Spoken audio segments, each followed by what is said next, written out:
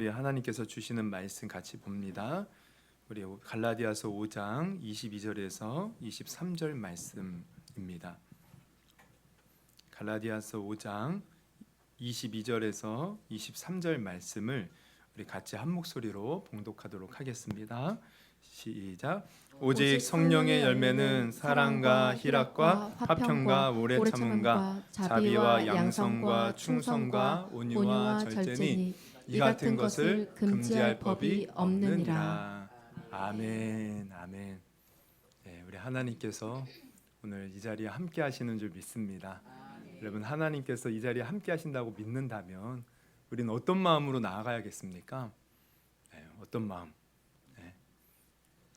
어떤 마음으로 나가야 돼요? 대통령이 만약에 이 자리에 있다. 그럼 여러분 어떨 것 같습니까? 대통령이 있으면 참 우리 기쁜 마음으로 나갈 것 같아요. 막 대통령 만났다고 우리가. 그리고 대통령에게 뭔가 하나 이렇게 잘 보여서 뭐 얻을 수 있을까? 그런 마음. 하나님 여기 계시다면 우리가 그런 마음 나가야 되지 않을까? 우리 하나님이 원하시는 마음은요, 정말 깨끗한 마음 같아요. 우리 마음에 뭔가 근심과 걱정이 있고, 또 뭔가 이렇게 불만 불평이 있고, 또 누군가를 미워하는 마음, 이런 마음들이 있다면 우리 하나님께서 이 자리에 계셔도요, 참 우리의 모습을 보면 실망하지 않을까. 물론 우리를 끝까지 사랑으로 품으시겠지만. 그래서 지금 기도하는데요, 하나님이 저에게 그런 말씀을 주시더라고요. 회개해야 되는데, 야, 너가 먼저 회개해야 된다. 너의 교만함을 회개해야 된다. 그래서 우리가 한번 그런 하나님 앞에 하나님이 원하시는 마음은 정말 상한 심령입니다. 그래서 그저 하나님, 나는 죄인으로 왔습니다. 주님의 은혜가 필요해서 왔습니다. 주님, 나를 받아주세요. 간절한 마음. 뭐 다른 어떤 세상에 많은 일들도 있고 걱정도 있고 또 누굴 미워하는 마음도 있고 또 내 마음이 답답한 것도 있겠지만 그거 다 내려놓고 주님, 나 그저 주님 만나러 왔어요. 주님 이곳에 계시죠? 은혜 베풀어 주옵소서. 그런 마음으로 나갔으면 좋겠어요. 우리 그런 의미에서요, 우리 말씀 듣기 앞서서 우리 한번 찬양하기를 원합니다. 305장 우리 같이 찬송 부르고, 우리 다 아시는 찬양이죠? 오늘 우리 사모님께서 친히 반주를 해주시고 있어요. 지금 두렵고 떨림으로 긴장 가운데서 우리 305장 우리 잘 치시리라 믿습니다. 305장.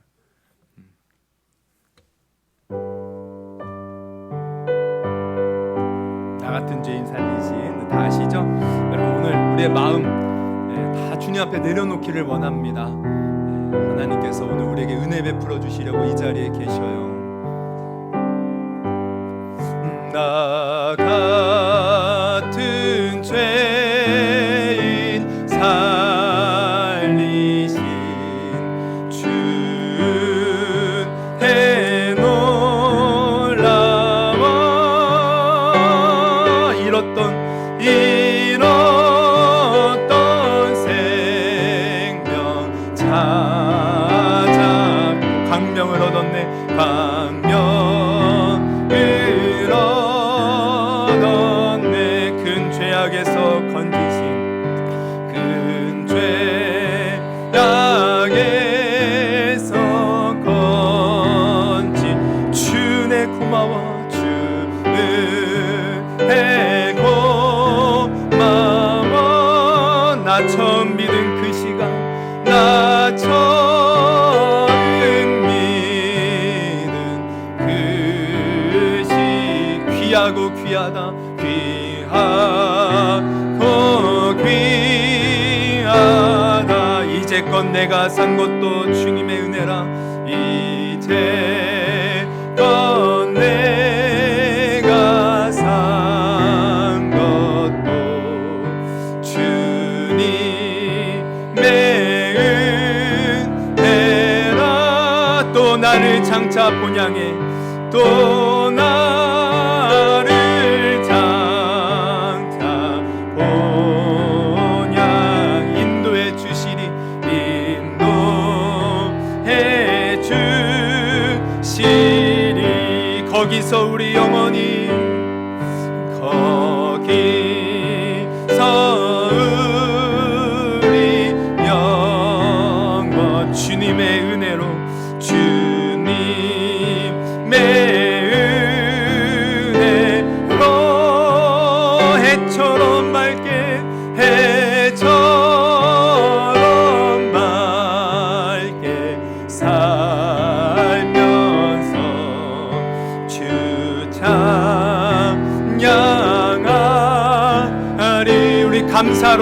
마지막 한 번 더 부릅니다. 감사 감사 감사 감사 감사 감사 감사 감사 아멘 아멘 감사 감사 감사 감사 감사 감사 아멘 아멘. 우리의 찬양을 받으신 하나님께 영광의 박수 올려드리겠습니다. 네, 오늘도 우리에게 큰 은혜 주실 줄 믿습니다. 우리 한번 앞뒤 옆에 보면서 인사해 볼까요? 잘 오셨습니다. 오늘 큰 은혜 받으십시오. 네, 큰 은혜 받으십시오. 감사합니다. 네, 잘 오셨습니다. 네, 오늘 우리 하나님께서 주시는 말씀 우리 같이 보도록 합니다. 우리 본문 갈라디아서 5장 22절에서 23절을 우리 본문으로 하여서 예수 안에서 열매 맺는 성도 7번째입니다. 우리 충성입니다. 충성. 네, 오늘 이 충성의 열매를 우리가 살펴볼 때 또 우리 삶 가운데 충성의 열매가 주렁주렁 풍성하게 맺어질 수 있기를 주님의 이름으로 축원합니다. 여러분 충성을 오늘 살펴보려고 하는데요. 여러분 충성하면 뭐가 생각납니까? 충성. 충성. 저 육군 군대 갔을 때 충성 경례했어요. 우리 김경래 권사님 경례 말고 인사 경례.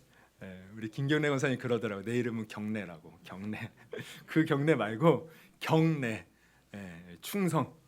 충성. 그래서 이 충성이라는 것을 우리가 흔히 이제 군대에서 인사할 때도 쓰는 건데 이게 이제 제가 국어 사전을 찾아보니까 이런 뜻이 있더라고요.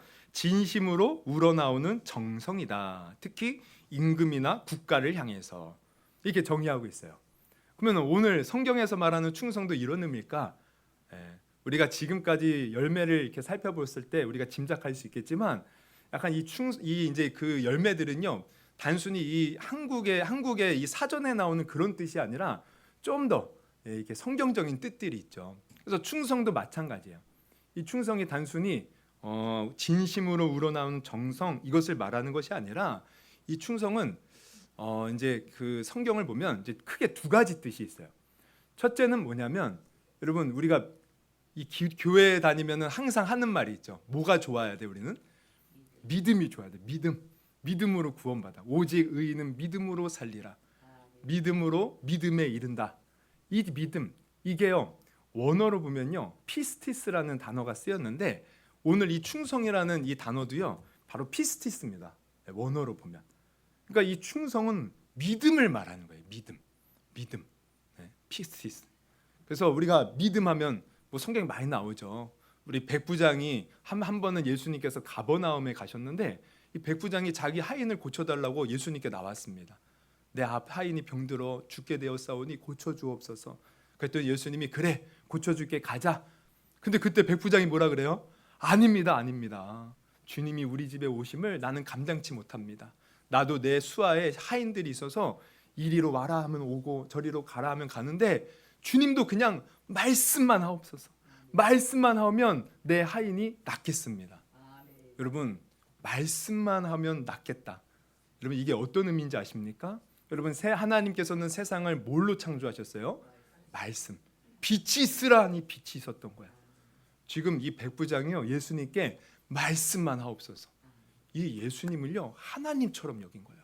그랬더니 예수님께서 어떻게 합니까? 아주 감탄을 하셔요. 마태복음 8장 10절에 보면 내가 진실로 너희에게 이르노니 이스라엘 중 아무에게서도 이만한 믿음을 보지 못했다. 여기서 믿음이요 피스티스입니다. 그러니까 이 피스티스 충성은 믿음이란 뜻이 있는 거예요. 믿음. 그러니까 우리의 믿음, 이 충성의 열매라는 것은 우리 믿음의 열매를 맺어야 돼요. 그러면 이 믿음의 열매는 어떤 열매를 말하냐면 여러분 또 이 충성은요 어떤 이 피스티스라는 단어는 또 어떤 의미가 있냐면 이제 믿음인데 이 믿음이 좀 확장돼서 우리가 이제 이해할 수 있는데 바로 믿음이 좋은 겁니다. 다른 말로 하면 신뢰할 만한 거예요. 또 다른 말로 하면은 믿음이 좋기에 변함이 없는 거예요. 변함이 없고 신뢰할 만하며 믿음직스러운 것. 이것을요 우리가 이게 다른 말로 단어로 쓰면 뭐냐면 신실함입니다. 신실함. 여러분 신실한 말 많이 들어봤죠? 아까 우리가 찬송할 때도 우리 오 신실하신 주 내 아버지여, 우리 주님을 신실하다 그러잖아요. 그럼 신실한 게 뭐예요? 신실한 게 어떤 의미냐면 변함이 없다는 거예요. 변함이. 신실한 것은 변함이 없고 한번 약속하신 것을 끝까지 이룬다는 뜻이 있어요. 그러니까 이 충성이 바로 이 의미를 담고 있습니다. 그러니까 믿음이라는 의미가 담겨 있는데 오늘 열매로서의 충성은 바로 이거예요. 우리가 신실해야 된다는 거예요. 즉 변함이 없어야 돼요. 우리가 누군가 우리를 바라볼 때 우리가 신뢰를 줄 수 있는 사람이 되어야 돼요. 내가 정말 충성스러운 사람이 될 수 있어야 돼요. 여러분 이 충성의 이 열매를 우리가 주렁주렁 맺기를 주님의 이름으로 축원합니다. 그래서 이 신실함 이것을 우리가 이제 이해하다 보면은 이 충성이라는 것은 사실 하나님의 성품을 말하는 거예요. 여러분 우리 하나님이 얼마나 신실하셔요. 하나님은요 변함이 없으셔요. 우리를 향해서 한번 약속하신 것은 반드시 이루시는 분이 우리 하나님이십니다. 그래서 보세요. 우리 아브라함을 하나님이 부르실 때 내가 너로 큰 민족을 이루시겠다고 말씀하셨어요. 그런데 이 아브라함에게는 자녀가 없는 거예요. 75세 때 부르심을 받았는데 나중에 99세가 되었는데도 자녀가 없어. 근데 어떤 일이 벌어집니까? 그럼에도 불구하고 하나님께서 100세가 되었을 때 이삭을 주신 거예요. 왜? 신실하니까. 그래서 아브라함도 이 하나님을 믿었고 성경을 보면요, 이 사라, 아브라함의 아내 사라가요, 이 하나님을 믿음으로 말미암아 흔들리지 않았다라고 기록하고 있는 거예요. 히브리서 11장 11절 우리 한번 같이 읽어봅니다. 시작. 믿음으로 사라 자신도 나이가 많아 단산하였으나 잉태할 수 있는 힘을 얻었으니 이는 약속하신 일을 미쁘신 줄 알았음이라. 여기 보면은 미쁘신 줄 알았다. 그러니까 사라가 나이가 많아서 단산했다는 건 뭐예요? 여자는 생리가 끊기면 더 이상 임신할 수 없잖아요. 이러한 상태인데도 끝까지 믿음으로 주님께 나갔어. 왜냐하면 그 미쁘신 줄 알았다. 약속하신 이 하나님을 미쁘신 줄. 여기서 미쁘신도요 바로 피스티스입니다. 정확하게 말하면 피스티스의 형용사 피스토스가 사용되었는데 바로 신뢰할 만한 줄 알았다는 거예요. 그 하나님은 분명히 약속하신 말씀 분명히 지키실 것을 이 사라가 믿었다는 거예요. 그러니까 이런 하나님, 우리 하나님은요 이런 분이셔요. 한번 약속하신 말씀은 반드시 이루십니다. 우리가 인간의 눈으로 볼 때 불가능하게 보일지 모르지만 그러나 하나님은 변함이 없으신 분이시기에 자신이 약속한 말씀을 반드시 이루시는 거예요. 그래서 우리가 구약의 역사를 보면요, 구약의 역사를 관통하는 하나님의 성품이 바로 이 신실함이셔요. 하나님은 변함이 없는 거예요. 아브라함에게 약속하신 내가 너로 큰 민족을 이루고 모든 민족이 복을 받게 하시겠다는 그 약속을 주님은요 신실하게 이루어 가셔. 심지어 선택받은 이스라엘 백성들이 죄에 빠지고 하나님을 배신하여 우상 숭배에 빠져도요 하나님은 결코 그 약속을 철회하지 않는 거예요. 상황이 변하고 환경이 변하고 하나님이 사랑하는 백성들이 변해도 주님의 마음은 변하지 않는 거예요. 왜? 신실하시니까. 물론 이스라엘 백성들이 잘못하면 심판을 하시긴 해요. 이방 민족을 통해서 심판하시고 또 그 나라가 망하여 포로로 끌려가기도 해요. 그럼에도 불구하고 하나님은 그 약속하신 말씀을 이루기 위해서 다시 그들을 포로에서 건져내시는 거예요. 그래서 우리가 선지서들을 보면요, 선지서를 굉장히 무서운 심판의 말씀들이 많이 있습니다. 근데 꼭 마지막에 보면요 구원을 약속하셔요. 우리 이사야 선지서도 그렇습니다. 앞부분은요 거의 이 전반 부분은 심판에 대해서 말씀하시다가 후반부부터 보면은 이 구원을 약속하시는 거예요. 그래서 그 유명한 말씀들이 바로 그 구원의 말씀들인데 우리 한번 유명한 말씀 중에 43장 1절에서 3절을 같이 한번 읽어봅니다. 우리 같이 한번 읽어봅니다. 시작. 야곱아 너를 창조하신 여호와께서 지금 말씀하시느니라. 이스라엘아 너를 지으신 이가 말씀하시느니라. 너는 두려워하지 말라. 내가 너를 구속하였고 내가 너를 지명하여 불렀나니 너는 내 것이라. 네가 물 가운데로 지날 때에 내가 함께할 것이라. 강을 건널 때에 물이 너를 침몰하지 못할 것이며 내가 불 가운데로 지날 때에 타지도 아니할 것이며 불꽃이 너를 사르지도 못하리니 대저 나는 여호와 너 하나님이요 이스라엘의 거룩하니요 내 구원자임이라. 내가 애굽을 너의 속량물로 구스와 스바를 너를 대신하여 주어노라. 이스라엘 백성들이 막 말 안 듣고 하나님의 심판이 임했어요. 근데도 하나님께서는 지금 그들을 향하여 너희는 내 거라는 거예요. 왜? 하나님은 신실하시기 때문에. 그래서 대저 나는 내 하나님이요 이스라엘의 거룩하니요 내 구원자임이라. 뭡니까? 나는 너희를 향하여 변하지 않는 신실한 너의 구원자 하나님이시다. 이게 성경 관통을 하는 거야, 이 성품이. 그래서 결국에 이스라엘 백성들이 수없이 많은 죄를 졌지만 그들을 구원하시고, 또 이스라엘이 죄를 진 것은 결국 인류를 보여주는 거예요. 우리 인간은요, 오늘 우리가 주보를 보면 그런 말이 있어요. 우리는 영적인 자폐아다. 자폐아. 이 자폐아에 걸린 이 장애를 가진 아이들은요, 엄마랑 아빠랑 눈을 마주치기도 힘들대요. 엄마 아빠 말하기도 힘들대요. 그래서 어떤 자폐아가 이제 학교에 가서 이렇게 수업을 듣는데 엄마 아빠 이게 공개 수업이었나 봐요. 이 내용을 보면 처음으로 이 아이가 엄마를 보면서 그 엄마가 감격한 거예요. 야, 우리 아이가 이렇게 말을 했구나. 여러분, 근데 우리가 영적으로 보면 우리 인간은 다 자폐예요. 하나님이 우리 아버지신데 아버지를 아버지라고 누가 부릅니까? 그 하나님을 누가 눈 마주쳐서 하나님을 바라봅니까? 여러분, 우리는 이러한 인간들이었어요. 근데 우리 하나님은 신실하게 우리를 사랑하시는 그 마음이 변치 않아서 결국에는 우리를 위하여 예수 그리스도를 이 땅에 보내주신 줄 여러분 아시기를 바랍니다. 그러니까 이렇게 우리 하나님은 신실하신 분이죠. 한 번 약속하신 말씀 변하지 않아요. 상황이 변하고 환경이 변하고 그렇게 모든 것이 변해도요, 우리를 향한 그 사랑, 그 약속 변하지 않는 분이 바로 우리 하나님이심을 여러분 아시기를 바랍니다. 그래서 우리가 이 하나님을 믿는 것이 복된 거예요. 왜? 우리 하나님 믿는 것이 헛되지 않은 거예요. 왜? 우리 하나님 변하지 않으니까. 그러니까 이 신실하시다라는 것은 우리에게 큰 은혜가 되는 겁니다. 은혜가 되는 거예요. 여러분, 우리가 세상을 살다 보면 사실 세상은 다 변합니다. 다 변해. 사람도 얼마나 변합니까? 우리가 처음에 연애할 때 부부를 보면 얼마나 깨가 쏟아져요. 너 없으면 안 돼. 그러면서 결혼을 하는데 막상 결혼하고 나면 얼마나 많은 실망을 해요. 근데 이게 당연한 거예요. 왜냐하면 사람은 변하기 때문에. 사실 그 연애할 때는 수없이 달콤한 말들로 많은 것들을 약속했지만 사람은요, 환경에 따라 상황에 따라 마음가짐에 따라 또 변하는 거예요. 이거 어쩔 수가 없어요. 내 남편 나 잘못 만나서 나 불행해. 여러분, 다 이렇게 변해요. 다 변하는 거예요. 그러니까 이 세상은 이렇게 변해요. 이 부부와의 관계만 변합니까? 가만히 보면 사람의 관계도 얼마나 많은 변화들이 있어요. 배신을 당하기도 하고. 제가 어떤 아는 사람은 친구와 동업했는데 이 동업자가 배신을 때리는 거예요. 자기 가진 이 대산 투자한 거 다 얻지도 못하고 배신당하는 거예요.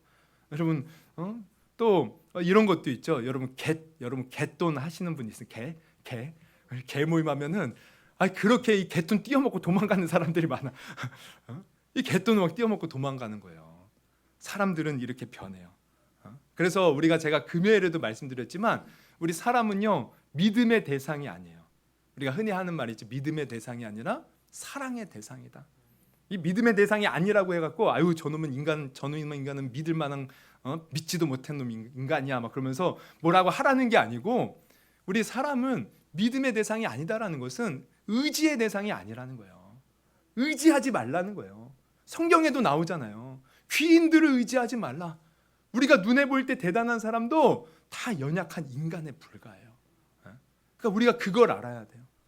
저렇게 대단한 사람도 그래, 나와 같이 연약한 인간이겠지. 그러니까 의지하지 말라는 거야. 우리는 오직 하나님만 의지해야 돼요. 그래서 내가 의지하지 않으면 그만큼 실망도 줄어들어요. 내가 사람을 의지하잖아요. 의지하는 만큼 실망도 큽니다. 근데 이거 어쩔 수 없어요. 누구를 의지해도 다 사람은 우리에게 실망을 줘요. 우리 사람은요, 의지의 대상이 아니라 뭐예요? 사랑의 대상. 그럼 사랑의 대상은 뭡니까? 그 사람이 내게 실망을 줄지라도요, 품는 겁니다. 그냥 하나님이 사랑하라고 했으니까 저 사람도 저렇게 연약함이 있구나 이해하고 그냥 사랑으로 품으라는 거예요. 그래야 우리가 사랑하지. 저 인간이 어떻게 저럴 수가 있어? 내가 저렇게 저 사람은 이렇게 안 봤는데 어떻게 저럴 수가 있어? 내가 좋게 봤는데 어떻게 저렇게 나쁜 모습이 있어? 근데 여러분, 다 나도 똑같아요. 나라고 뭐 완벽합니까? 나도 다 그렇게 다른 사람의 눈에 비치면 그렇게 연약한 사람이에요. 우리는 다른 사람 여러분 의지하지 마시고 하나님만 의지하시고요. 우린 모든 사람 사랑으로 품을 수 있기를 바랍니다. 그러니까 사람은 다 변해. 이 세상 모든 게 변해. 그런데 우리 하나님은 변하지 않는다는 거예요. 우리 하나님은 반드시 그가 하신 약속의 말씀을 기필코 이루시는 분이시라는 거예요. 그래서 이 예수님을 통해서 하나님은 이것을 보여주셔요. 예수님은 하나님의 사랑을 보여주시기도 하지만 예수님은 바로 하나님의 신실함을 사실 보여주는 겁니다. 그래서 우리가 히브리서에 보면은 우리의 예수님을요 이렇게 표현을 해요. 우리 히브리서 2장 17절을 같이 한번 읽어봅니다. 시작. 그러므로 그가 범사의 형제들과 같이 되심이 마땅하도다. 마땅하도다. 이는 하나님의 일에 자비하고 신실한 대제사장이 되어 백성의 죄를 속량하심이라. 여기서 보면은 우리 예수님을요 하나님 일에 자비하고 신실한 대제사장이 되어서 우리의 죄를 속량했다. 신실한 대제사장. 이게 우리가 개역 개정으로 보니까 신실하다라고 표현되는데 개역 한글로 보면요 충성된 제사장. 그러니까 이것도 피스티스예요. 충성되고 신실한, 변함이 없는 거예요. 그래서 예수님이 정말 충성되게 신실하게 이 땅에 오셔서 어떤 일을 하셨습니까? 예? 온갖 고통을 당하시는데 변함이 없이 그 사명을 끝까지 어떻게 해요? 네, 감당하셨다는 거예요. 즉 십자가에서 죽으셨다는 거예요. 그는 십자가를 지지 않을 힘과 권세가 있었어요. 그럼에도 불구하고 신실하게 변함없이 충성되게 그 십자가 길을 끝까지 가신 거예요. 겟셋마네 동산에서 아버지 할만하거든 이 잔을 내게서 옮기시옵소서. 그 고통을 알기 때문에 땀방울이 핏방울이 되기까지 하나님께 간구하여 그 일을 이루신 겁니다. 여러분 십자가가 어떤 건지 제가 이제 지금 사순절이죠. 제가 고난 주간 되고 할 때마다 이렇게 말씀드리는데 여러분 십자가 형틀은요 로마 시대에 아주 그냥 최악의 형틀이에요. 아주 최고 극한 아주 잔인 무도한 그런 범죄인들을요 그냥 죽이기 아까우니까 큰 고통 가운데 수치를 당하며 죽게 하는 사형 형틀. 여러분 우리나라에서 가장 큰 사형 형틀이 뭔지 아십니까? 여러분 능지처참이라고 들어보셨어요? 능지처참? 이 능지처참이라는 것이 조선 시대에 있었어요. 이 능지처참은요 제가 찾아보니까 이 세 부류의 사람들에게 주는 아주 큰 사형 형틀이에요. 왕의 반기를 든 죄인, 부모를 죽인 페류나 혹은 3명 이상 연쇄 살인범에게 내리는 사형 형벌인데 이게 능지처참이 뭐냐면 이 사람을 목, 팔, 다리 이 5개의 줄로 맵니다. 그리고 그 줄을요 각각의 소에 매어요. 소의 목에. 그리고 소를요 각각 다른 방향으로 가게 만드는 거예요. 그럼 어떻게 되겠어요? 그냥 찢어져 죽는 거예요. 사지가 찢어져서. 그것도 엄청난 고통, 수치. 근데요 학자들은 말합니다. 이러한 큰 사형 형틀, 뭐 참수형이든 뭐 총살이든 능지처참이든 십자가에 견줄 수가 없다는 거예요. 십자가는 못을 이 대동맹이 지나는 손목에다가 대못을 박아요. 그리고 발등에다. 그리고 나무에 달려서 피가 서서히 흘러가면서 죽는 거예요. 사람들이 지나가면서 조롱합니다. 벌거벗긴 채로 그렇게 달리거든요. 그러면 서서히 피가 빠져 죽어요. 근데 그 달려있는 것이 못에 이 3개의 못에 매달려 있으니 온몸은 고통이 아주 이루 말할 수가 없어요. 제대로 숨을 쉴 수도 없어요. 그래서 이렇게 피 흘리면서 서서히 죽어갈 때 한 3일이 걸린다 대부분 평균이. 근데 그때 3일 동안에 이 까마귀나 독수리가 또 피냄새를 맡고 와서 막 살을 쪼든지 눈알을 파먹는다는 거예요. 그러면서 서서히 죽는 그 십자가. 십자가. 그런데 우리 예수님은요 너무 이미 채찍에 맞으면서 다 기가 기진맥진하셨기에 금방 돌아가셨죠. 어쨌든 이런 고통의 십자가를 예수님은요 끝까지 지셨다는 거예요. 왜? 하나님이 우리에 대한 그 사랑, 이것이 변함이 없고 상황과 환경에 따라 들쑥날쑥 뒤죽박죽 되는 것이 아니라 끝까지 하나님이 우리의 사랑하심을 보여주시기 위해서 신실한 대제사장이 되어 우리의 죄를 십자가에서 여러분 속량하신 줄 아시기를 바랍니다. 그래서 여러분 우리 주님은요 믿을만한 거예요. 여러분 우리가 주님을 믿는 것은 결코 헛되지 않은 거예요. 우리가 이 믿음만 끝까지 지키면 이렇게 우리 하나님은요 절대 변하지 않으셔요. 우리가 어떤 상황에 있을지라도 우리를 끝까지 책임져 주시는 분이에요. 예수를 믿으면 구원받는다. 이 말씀이 영원히 변하지 않는 거예요. 그 예수만 믿으면 우리가 아무리 큰 죄가 있을지라도 다 사함받고 저 천국에 들어갈 수 있다. 이 말씀이 변하지 않는 거예요. 그래서 우리가 의지해야 될 것은 하나님이고 또 하나님의 말씀이에요. 왜? 하나님의 말씀은 영원 무궁토록 변하지 않기 때문에. 이 세상 모든 것이 다 변하고 꽃이 시들고 풀이 마르나 우리 하나님은, 하나님의 말씀은 영원하시다. 영원하시다. 변하지 않아요. 그러면 우리는 말씀을 붙들고 주님을 이 믿는 믿음 변하지 않기를 주님의 이름으로 축원합니다. 그래서 이 충성의 열매는요, 이렇게 하나님이 변하지 않으니까 곧 무엇을 말하냐면 우리도 변하지 말라는 거예요. 이게 바로 충성입니다. 우리도 변하지 않고 신실하게 먼저는 하나님을 섬기라는 거예요. 여러분, 우리 하나님을 섬기는 이 믿음 변하지 않기를 주님의 이름으로 축원합니다. 변해서는 안 되는 거예요. 근데 우리가 세상을 살다 보면 변할 수밖에 없는 상황과 환경이 닥쳐온다는 거죠. 가장 큰 게 뭡니까? 바로 환난과 핍박이에요. 예수 믿음으로 말미암아 고난이 와요. 예수 믿음으로 말미암아 힘든 일이 찾아와요. 예수 믿음으로 말미암아 어려움이 찾아오는 거예요. 근데 충성의 열매를 맺는 사람은 그 상황에서도 변하지 않는 거예요. 여러분, 우리 삶 가운데 어떠한 고난과 환난이 있을지라도요, 변하지 않기를 주님의 이름으로 축원합니다. 그래서 우리가 변하지 않고 주님께 끝까지 나가면 그러한 사람에게는 하나님께서 면류관을 주신대요. 우리 한번 야고보서 1장 12절 말씀 같이 있습니다. 시작. 시험을 참는 자는 복이 있나니 이는 시험을 견디어낸 자가 주께서 자기를 사랑하는 자들에게 약속하신 생명의 면류관을 얻을 것이기 때문이라. 할렐루야. 우리가 시험을 이기고, 시험이라는 것은 여기서 말하는 것은 바로 시련으로서, 고난으로서의 시험을 말해요. 우리의 삶에 고난이 있습니다. 시련이 있어요. 우리는 예수 믿으면 다 좋을 것 같다는 기대를 가지고 또 예수를 믿지만, 또 우리 인생을 보면 예수님을 믿어도 고난이 있고 시련이 있어요.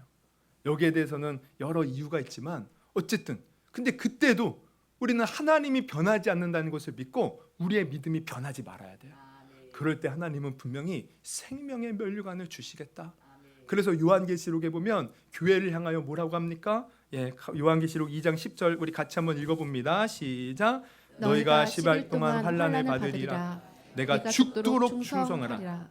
그리하면 내가 생명의 관을 우리에게 내게 죽도록 주리라. 충성하라는 거예요. 충성. 여기서 충성이 뭡니까? 우리가 주로 이 충성하면요, 막 교회에서 열심히 봉사하고 막 일하고 설거지하고 뭐 이런 걸 생각할 수 있는데, 사실 근본적인 의미는 뭐냐면 변하지 말라는 거예요. 충성하라는 것은 변하지 말라. 여기서도 피스티스입니다. 우리가 이 믿음이 변하지 않고 주님 앞에 신실하게 끝까지 버티고 견디고 참으라는 것이에요. 그럼 우리가 이 믿음 갖기를 주님의 이름으로 축원합니다. 그래서 사도 바울은요, 이 믿음을 가졌어요. 여러분, 사도 바울이 얼마나 많은 시련과 환난과 고난이 있었습니까? 정말 수없이 많은 죽음의 고비를 넘겼어요. 수없이 많은 아픔을 당했어요. 배신도 당했어요. 그런데 그는요, 끝까지 믿음을 지켰다는 거예요. 그래서 그가 스스로 이런 고백을 해요. 디모데후서 4장 7절에서 8절에 보면 이럽니다. 나는 선한 싸움을 싸우고 나의 달려갈 길을 마치고 믿음을 지켰다는 거예요. 믿음. 여러분, 우리도 이 믿음을 지킬 수 있는 충성된 열매 맺는 우리 모든 성도가 되기를 주님의 이름으로 축원합니다. 그래서 뭐라고 고백해요? 이제 이후로는 나를 위하여 의의 면류관이 예비되었으므로 주 곧 의로우신 재판장이 그날에 내게 주실 것이며 내게만이 아니라 주의 나타나심을 사모하는 모든 자의 궤도니라. 여러분, 우리도 믿음을 지켜서 하나님께 인정받는 그러한 믿음의 성도가 되기를 주님의 이름으로 축원합니다. 할렐루야. 어떤 시련이 오고 고난이 와도 이 믿음 지켜야 돼요. 지켜야 돼요. 근데 여기서 우리가 한 가지 주의할 것은 뭐냐면, 여러분, 우리는 흔히 이제 믿음을 지키는 것을 고난과 환난 속에서만 지키는 것을 생각해요. 근데 오늘날 우리 시대의 모습을 보면, 아니 이것은 오늘날뿐만 아니라 사실 기독교의 역사를 보면 알 수 있는데, 우리의 믿음이 흔들리는 것이 단순히 고난과 환난만이 있는 것이 아니에요. 때로는 어떤 것이 있냐면 우리가 나태해지고 신앙이 이렇게 안일해지고 또 세상의 유혹과 미혹에 빠져서도 우리의 신앙이 흔들리더라는 거예요. 근데 가만히 보면 이게 더 심각해요. 여러분, 오늘날 이 시대는요, 인본주의, 또 세속주의 이런 것이 가득한 세상이에요. 물질 만능주의, 외모 지상주의, 이런 가치관들. 근데 성도들이 이런 가치관에 그냥 나도 모르게 빠지는 거야. 그러다 보니 어떤 일이 벌어져요? 교회는 다닌다고 다니는데 겉모습은 기독교인이라고 하는데 그 속은 세상 사람들이에요. 그 속은 세상 사람들인 거예요. 세상. 그래서 우리가 참 두려운 게 이겁니다. 그래서 교회가 변질되잖아요. 옛날엔 그렇게 교회를 사람들이 참 신뢰하고 교회에 대해 좋게 봤지만 오늘날 봐요. 우리 교회를 욕해요. 우리 교회를 불신해요. 왜 그렇습니까? 우리 성도들이 정말 바른 믿음, 하나님께서 원하시는 온전한 믿음을 갖지 못하고 흔들리기 때문에. 근데 이게 흔들린 게 왜 그래요? 다른 게 아니라 바로 세상에 미혹당했다는 거예요. 유혹당했다는 거예요. 근데 이게 가만히 보면 오늘날 더 심각합니다. 이게 역사에서도 증명해 보여요. 여러분, 이 기독교의 역사를 보면요, 사실 핍박의 역사예요. 우리 예수님께서 부활 승천하시고 나서 제자들이 오순절날 성령 받고 그리고 나서 계속 복음을 전할 때 그때부터 유대인들의 박해가 있었습니다. 그러다가요, 한 20년 정도 흐르니까 이제는 로마로부터 대대적인 박해가 계속해서 지속되었어요. 그래서 1세기, 2세기, 3세기까지 계속 수없이 많은 박해. 근데요, 참 감사한 건 뭐냐면 오히려 이렇게 박해가 일어나니까, 물론 그 박해 속에서 막 신앙이 변질되어서 떠나가는 사람들도 있었지만 오히려 교회가 막 부흥하는 거야. 그래서 어떤 일이 벌어져요? 이제 4세기 들어서 313년이 되니까 이 콘스탄티누스에 의해서 기독교가요 이제 하나의 종교로 인정을 받습니다. 그리고 나서 계속해서 부흥하다가 392년에요 이 테오도시우스라는 황제에 의해서 국교화가 되는 거예요. 나라가, 이 기독교가 이 로마의 정식 국교화가 되는 거예요. 그러니까 로마의 종교는 이 기독교다. 근데 어떤 일이 벌어요? 그 이후로 그때부터요 기독교가 타락하기 시작하는 겁니다. 이 세상 권력과 결탁해서 편하고 쉽게 신앙생활하니까 그냥 이교들도요 그냥 신앙의 고백 없이 막 기독교로 편입하고, 기존에 있던 성도들도 그냥 편하니까 그때부터 신앙이 변질이 되더라는 거예요. 그래서 우리가 알다시피 여러분, 중세 암흑기라고 우리가 말하죠. 이 중세 시대, 이게 기독교가 이 세상을 지배할 때 시대예요. 카톨릭이라고도 말하는데 얼마나 카톨릭이 타락합니까? 기독교라는 이 하나님을 믿고 예수님을 믿지만 얼마나 타락한 모습으로 믿음이 변질되어 그 암흑 시대를 지나요. 한 1000년 넘게. 그래서 결국 나중에 어떻게 해요? 우리가 잘 알다시피 루터에 의해서 처음 종교개혁이 시작되잖아요. 왜 종교개혁을 합니까? 믿음이 온전치 않은 거예요. 잘못된 거예요. 변질된 거예요. 여러분, 이 변질이 뭐 때문에? 바로 세상의 미혹과 유혹으로 말미암아. 그러니까 우리가요 정말 충성된 하나님의 그 일꾼이 되고 성도가 되고 믿음을 지키기 위해서는 환난과 핍박도 핍박이지만 우리는 안일함과 세상의 미혹, 유혹, 이것도 잘 우리는 분별하여 지켜낼 수 있어야 된다는 겁니다. 여러분, 우리나라도 마찬가지예요. 우리나라 일제시대 6.25 전쟁 끝나고 이렇게 어려울 때는요 정말 성도들이 뜨거웠어요. 늘 기도하고 예배드리고 하나님을 찾고. 그런데 70년 80년대 접어들면서 경제발전 이루고 등 따스하고 배 부르고 편하니까 어떻게 합니까? 그러니까 교회가 점점 변질이 되더라는 거예요. 우리가 뉴스에 보면은 때로는 와 가슴 아픈 뉴스들이 교회에서 나와요. 목사가 어땠다, 어떤 장로가 어쨌다. 얼마나 가슴 아픕니까?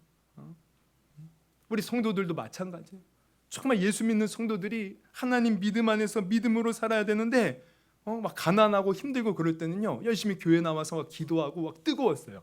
근데 하나님이 복 주셔서 집안이 펴고 막 뭔가 돈이 많이 벌고 하니까 나중에는 그 신앙이 변질이 되는 거예요. 여러분, 우리는 이러한 변질되는 신앙인이 되지 않기를 주님의 이름으로 축원합니다. 충성돼요. 충성. 어떤 상황 속에서도 변하지 않는 충성. 고난과 환난이 와도 변하지 않을 뿐만 아니라 내 삶이 편안해지고 좋아지고 나아지고 세상에 수없이 많은 유혹과 미혹이 닥쳐올지라도 주님을 향한 그 사랑이 변하지 않는 저와 여러분이 되기를 주님의 이름으로 축원합니다. 우리 주님도 변하지 않고 십자가까지 지셨는데 우리가 그 사랑을 안다면 우리가 어찌 변할 수 있겠습니까? 어찌 변할 수 있겠어요? 여러분, 절대 변하지 않기를 주님의 이름으로 축원합니다. 그리고 또 이 변하지 않는 것은 하나님 앞에서도 변하지 말아야 되지만 사실 우리는요 사람들 앞에서도 변하지 말아야 돼요. 이게 충성의 열매예요. 사람 앞에서. 여러분 보세요. 요즘 일자리가 없어서 많은 청년들이 힘들어한다고 합니다. 일자리가 없대요. 근데 그거 아세요? 청년들은 일자리가 없다는데 이 중소기업들은요 사람이 없다는 거예요. 사람이 일할 사람이 없대요. 그 왜 그런가 봤더니 이 청년들이요 조금만 이게 스펙이 좋으면 아주 높은 대기업 이런 데만 지원해. 이렇게 낮은데 이렇게 힘들고 월급 조금 주는 데는 안 하려고 해요. 또 가서도요 힘들면 그만둡니다. 그러니까 이 중소기업에서 일꾼이 없다는 것은 뭐예요? 정말 변하지 않고 충성되이 일할 사람이 없다는 거예요. 여러분 이런 시대.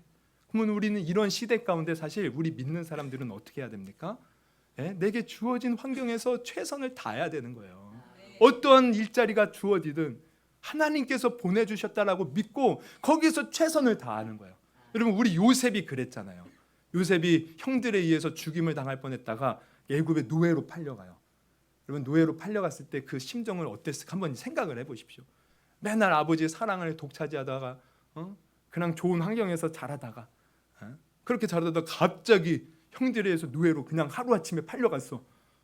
거기서 얼마나 많은 고생을 했겠어요. 아버지도 보고 싶고 막 형들에 대한 원망도 있었을 것이고 또 이렇게 불편한 이 생활 뭐 그가 아버지 집에 있을 때 뭔 일을 해봤겠습니까? 근데 일해야 돼 이제는. 모든 것이 사실 정말 절망적인 상황이에요. 근데 우리 요셉은 어떻습니까? 다 하나님의 뜻으로 여기고요. 거기에서 최선을 다하는 거예요. 최선을. 그러니까 충성을 다하는 거예요. 그랬더니 그 보디발의 가정에서 보디발의 인정을 받고 가정 총무가 된 줄 여러분 아시기를 바랍니다. 또 억울하게 감옥에 가잖아요. 그럼 우리 같으면 아우 진짜 하나님 내가 열심히 했는데 왜 내게 또 이런 시련을 줍니까? 쉽게 원망할 수도 있어요.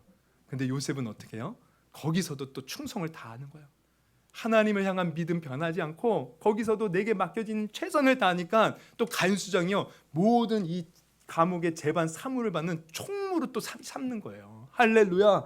그러더니 결국 어떻게 돼요? 애굽의 총리가 된 줄 여러분 아시기를 바랍니다. 그러니까 충성되어야 돼요.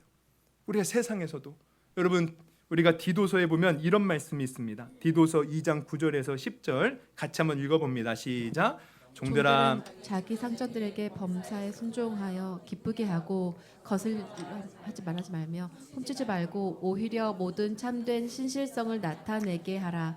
이는 범사에 우리 구주 하나님의 교훈을 빛나게 하려 함이라.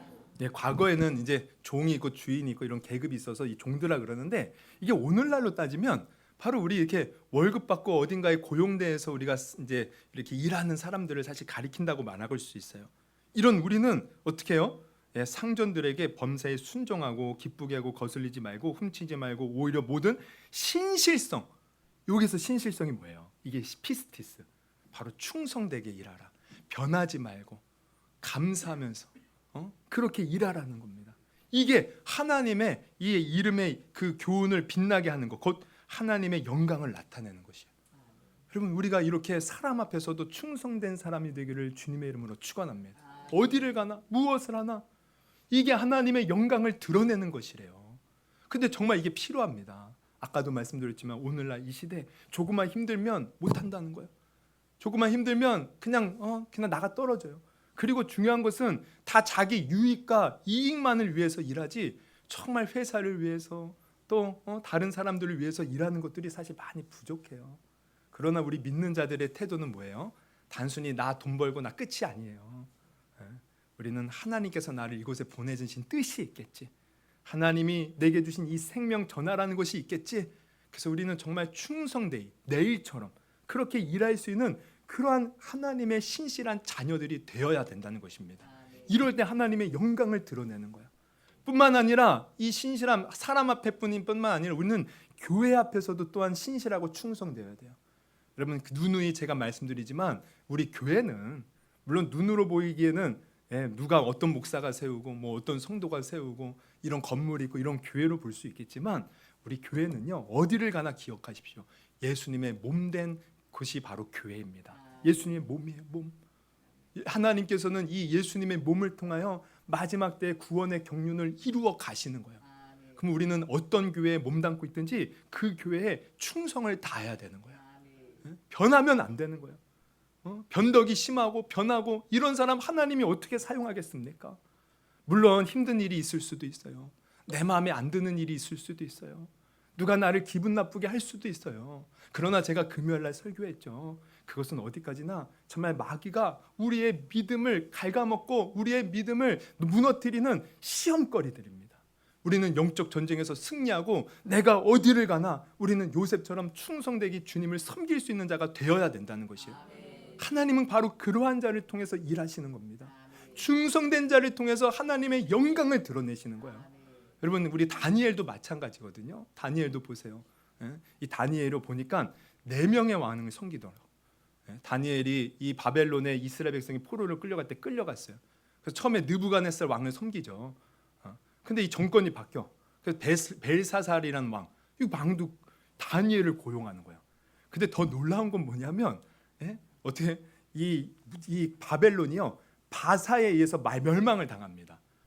그러면은 그 멸망 이제 정복한 나라는요 사실 기존에 있는 그런 신하들 뭐 이런 사람들을 어쩌면 숙청할 수 있어요. 왜? 자기의 왕권을 강하기 위해서. 근데 놀라운 것은 바사가 이 나라를 다스리는데 이 다리오 왕도 그렇고 고레스 왕도 그렇고 이 다니엘을 고용하더라고요. 다니엘. 왜? 충성되니까.